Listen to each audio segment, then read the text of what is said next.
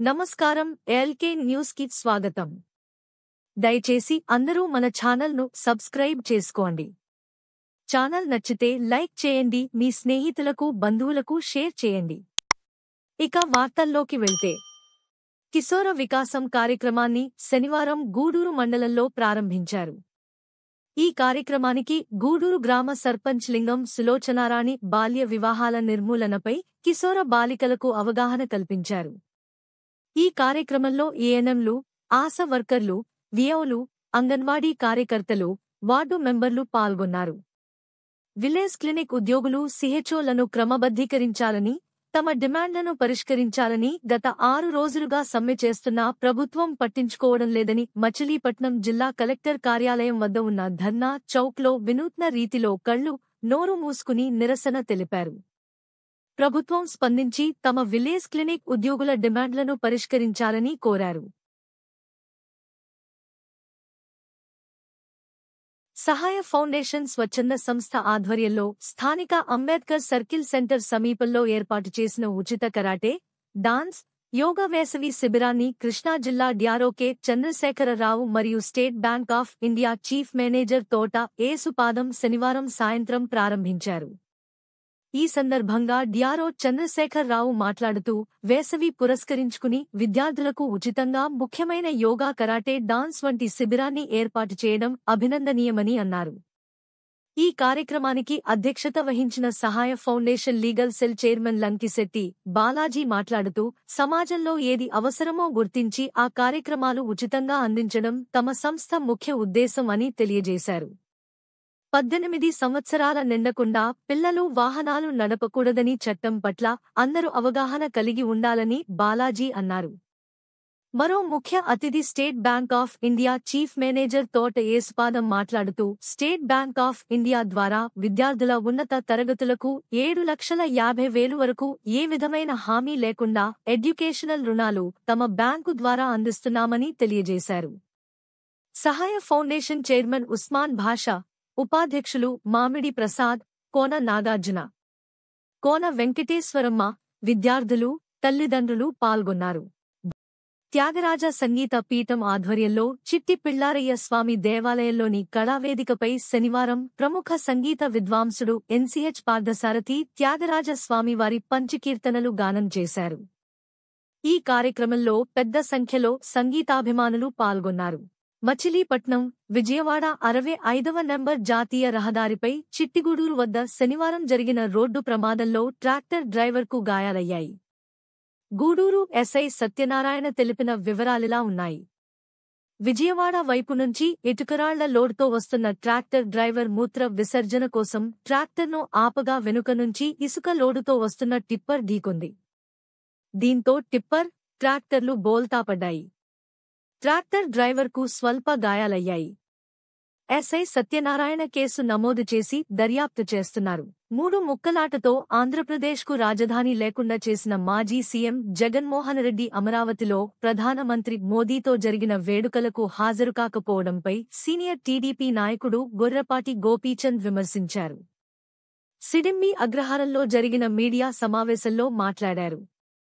ముఖ్యమంత్రిగా ఉన్నప్పుడు తన పబ్బం గడుపుకునేందుకు ప్రధాని నరేంద్ర మోదీ వద్దకు జగన్మోహనరెడ్డి వెళ్లారని, రాజధాని పునర్నిర్మాణం కోసం ప్రధాని వస్తే హాజరు కాకుండా బెంగుళూరుకు వెళ్లిపోవడం ఎంతవరకు సబబన్నారు. శుభకార్యాలకు రాకుండా శవరాజకీయాలకు జగన్రెడ్డి హాజరవుతున్నారన్నారు. అమరావతి మీద అనునిత్యం విషం కక్కుతున్నారన్నారు. ఈ కార్యక్రమంలో టీడీపీ నాయకులు ఫణికుమార్ తదితరులు పాల్గొన్నారు. మచిలీపట్నం చమ్మనగిరిపేటలోని అయ్యప్ప స్వామి దేవాలయంలో శుక్రవారం ఘనంగా అర్చనలు జరిపారు. ఈ కార్యక్రమంలో పెద్ద సంఖ్యలో భక్తులు పాల్గొన్నారు. బందరు మండలం పోతేపల్లిలో ఇళ్ల మధ్య వైన్ షాపు కేటాయించడంపై శనివారం బందరు మండలం పోతేపల్లిలో వైన్ షాపు వద్ద మహిళలు బైఠాయించి ధర్నా నిర్వహించారు. ఇళ్ల మధ్య ఉన్న వైన్ షాపును తొలగించాలంటూ మహిళలు నినాదాలు చేశారు. ఈ సందర్భంగా ఉద్యమం చేస్తున్న మహిళలకు, వైన్ షాపు యజమానులకు మధ్య కాసేపు వాగ్వివాదం జరిగింది. పోలీసులు రంగప్రవేశం చేయడంతో ఆందోళన సద్దుమణిగింది. కాగా హోంమంత్రి అనిత, జిల్లా కలెక్టర్ బాలాజీకి ఆందోళన చేసిన మహిళలు ఫిర్యాదు చేసిన సంగతి తెలిసిందే.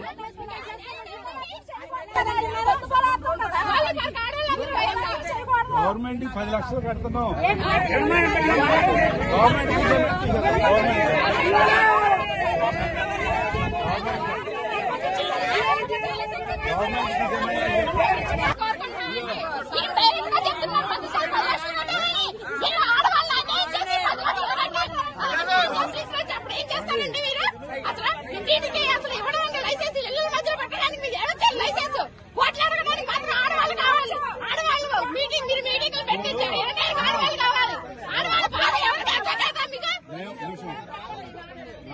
నలభై రోజులుగా మేము గవర్నమెంట్ షాప్ మాకు ఎక్కడ ఇచ్చింది, సెక్యూ వైన్స్ షాప్ నడుపుకుంటున్న రెండో రోజు నుంచి గుంటుపల్లి నాగరాజు అనే ఆయన వైసీపీ నాయకుల్ని వెనకాల పెట్టుకుని రోజుకి ఇప్పుడు దాదాపు 9 కంప్లైంట్లు ఇచ్చాడు. 9 కంప్లైంట్లు ఇచ్చే ఇది రూల్ ప్రకారం పెట్టిన షాపు, వైలేషన్స్ ఏమీ లేవు. షాపులోనే మేము బాటిల్ అమ్ముతున్నాము, మూత ఓపెన్ చేయట్లేదు, ఎక్కడ కూడా సిట్టింగ్ లేదు, బెల్ట్ షాప్ వేయట్లేదు. మీరు కావాలంటే చెక్ చేసుకోండి, మా మీద చర్య తీసుకోండి. సీసీ కెమెరాలు అది వినండి, అది గవర్నమెంట్ రూల్. సీసీ కెమెరాలు పెట్టాలి, తీసేయమంటే మేము తీసేస్తాం, మాకేం అభ్యంతరం లేదు. పోలీసు వారు సర్క్యులర్. కానీ నాగరాజు అని ఆయన ఓ పెద్ద మనిషిని పంపించి 15 పైసలు వాటా ఇమ్మన్నాడు, నేను ఇవ్వనన్నా. దాన్ని దృష్టిలో పెట్టుకుని ఇదంతా అల్లరి చేస్తున్నాడు ఆయన. గవర్నమెంట్ నుంచి మీకు ఏమైనా నోటీస్ ఏమి రాదా, మాకేమన్నా వస్తే గుట్టుపల్లి నాగరాజు ఆయనకు వాటా ఇమ్మన్నాడు, మేము ఇవ్వనన్నాం. అది కక్ష పెట్టుకుని ఈ అల్లరంతా చేస్తున్నాడు. కానీ మేము అన్ని చేసుకుంటూ వస్తున్నాం. చూసారా, ఇది ఏమీ లేదు. అతను డబ్బు కోసం వాటా ఇవ్వలేదని కక్ష పెట్టుకుని ఇదంతా చేస్తున్నారు తప్పితే మాకేం అభ్యంతరం లేదు. రూల్ ప్రకారం ఈ షాపు నడుపుతున్నాం. ఏమాత్రం వైలేషన్ ఉంటే మా మీద చర్య తీసుకోమానండి. మాకు అభ్యంతరం 15 లక్షలు అడిగాను, 10 పైసలు వాటా అడిగాను చెప్తాడు. ఏమంటే చెప్తున్నాడు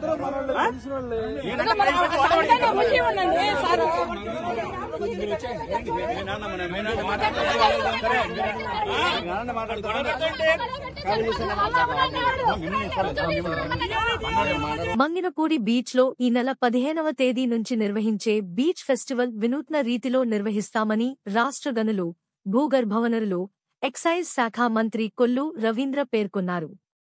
శనివారం మచిలీపట్నం R&B అతిథి గృహంలో అధికారులతో బీచ్ ఫెస్టివల్పై చర్చించారు.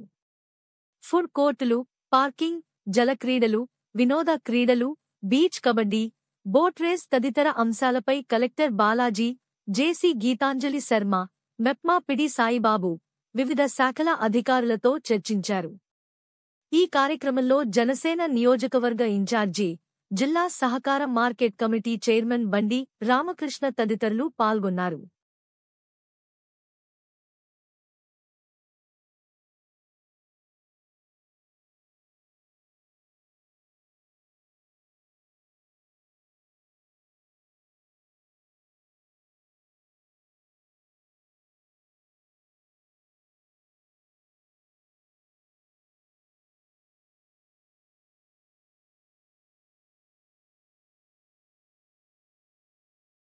మన రాష్ట్ర సంస్కృతి, సంప్రదాయాలు, వంటకాలను ప్రపంచానికి చాటి చెప్పేలా మసులా ఫెస్ట్ 2025 ఈ నెల 15 నుండి 18 వరకు నిర్వహిస్తున్నట్లు రాష్ట్ర గనులు, భూగర్భ వనరులు, ఎక్సైజ్ శాఖ మంత్రి కొల్లు రవీంద్ర పేర్కొన్నారు.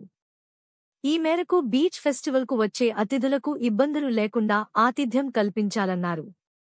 మచిలీపట్నం పరిధిలోని హోటల్ యాజమాన్యాలు, గెస్ట్ హౌస్ యజమానులతో సమావేశం నిర్వహించారు. 2018లో నిర్వహించిన బీచ్ ఫెస్టివల్ను మించి నిర్వహించేందుకు సన్నాహాలు చేస్తున్నామన్నారు. బీచ్ ఫెస్టివల్కి సంబంధించి మసులా ఫెస్ట్ కింద కార్యక్రమాన్ని నిర్వహించడానికి 15 నుంచి 18 వరకు అని టెంటెటివ్గా అనుకుంటా ఉన్నాం. ఎందుకంటే దీనికి ఒక ప్రాముఖ్యత ఉంది. రాష్ట్రంలోనే ఒక మంచి బీచ్ ఫ్రంట్గా చాలా విశాలమైనటువంటి ప్లేస్ ఉన్నటువంటి ప్రాంతం. ఇక్కడ గతంలో కూడా 2018లో ఈవెంట్ కండక్ట్ చేయడం జరిగింది బీచ్ ఫెస్టివల్ని. అప్పుడు కూడా లక్షలాది మంది ఈ కార్యక్రమానికి వచ్చారు. మరి ఇప్పుడు కూడా కేంద్రం నుంచి మనకి నేషనల్ ఈవెంట్స్ 2 కయాకింగ్, అదేవిధంగా ఈ వాటర్ స్పోర్ట్స్, బీచ్ కబడ్డీ, ఈ 2 ఈవెంట్స్ కూడా అసోసియేషన్ నుంచి, గవర్నమెంట్ ఆఫ్ ఇండియా నుంచి వాళ్ళు ఇక్కడ కండక్ట్ చేస్తూ ఉన్నారు. దాంతోపాటు మన రాష్ట్ర కల్చర్ కానీ, మన ఫుడ్ కానీ, అక్కడ అధునాతనమైనటువంటి మార్పుల గురించి కానీ అంతా కూడా ఇక్కడ కండక్ట్ చేస్తూ అమ్యూజ్మెంట్ కూడా, మరి అన్ని రకాలైనటువంటి అమ్యూజ్మెంట్ కూడా ఏర్పాటు చేయించడం, అలాగే వాటర్ స్పోర్ట్స్కి సంబంధించి కొన్ని అడ్వెంచర్ స్పోర్ట్స్ కూడా ఇక్కడ నిర్వహించడానికి ప్లానింగ్ చేస్తున్నాం. దానిలో భాగంగా ఈరోజు మరి ఇక్కడ అకామిడేషన్ కూడా మరి వచ్చే గెస్ట్స్కి, అదేవిధంగా వచ్చే ప్లేయర్స్కి కూడా మనం ఇక్కడ అకామిడేషన్ ఏర్పాటు చేయాలి కాబట్టి హోటల్స్ యాజమాన్యాన్ని, అలాగే ఇక్కడ ఉన్నటువంటి కొన్ని గెస్ట్ హౌసెస్ ఉన్నాయి, వాళ్ళందరినీ కూడా పిలిచి వాళ్ళందరితో కూడా మాట్లాడటం కూడా జరిగింది. ఇవాళ చాలా ప్రెస్టేజ్గా ఈ ప్రోగ్రామ్ చేయాలని చెప్పి భావిస్తూ ఉన్నాం. దానికి కావాల్సినటువంటి అన్ని ఏర్పాట్లు, ట్రాఫిక్కి సంబంధించి కానీ ఎక్కడ ఇబ్బంది రాకుండా ఏర్పాట్ల గురించి, అట్లాగే వచ్చిన వాళ్ళకి అక్కడ ఫెసిలిటీస్ కానీ అన్నీ కూడా ఏర్పాటు చేయడానికి, ఎక్కడ ఎటువంటి ఇది లేకుండా చేయడానికి అన్ని ఏర్పాట్ల గురించి డిస్కస్ చేస్తున్నాం. ఒక 2-3 రోజుల్లోనే ఫైనల్గా ఇక్కడ ఏమేమి కండక్ట్ చేయబోతున్నాం అన్నీ కూడా పోస్టర్స్ కానీ, కొన్ని ఇన్విటేషన్స్ కానీ, వచ్చే గెస్ట్ల విషయాలు కానీ, ఎందుకంటే ఇది రాష్ట్ర స్థాయిలో జరుగుతున్న ఈవెంట్ కాబట్టి దీనికి పెద్ద ఎత్తున అటు నేషనల్ నుంచి కూడా ప్లేయర్స్ వస్తారు, నేషనల్ నుంచి కూడా వాచ్ ఉంటుంది, దీని మీద ఒక ఫోకస్ వస్తుంది.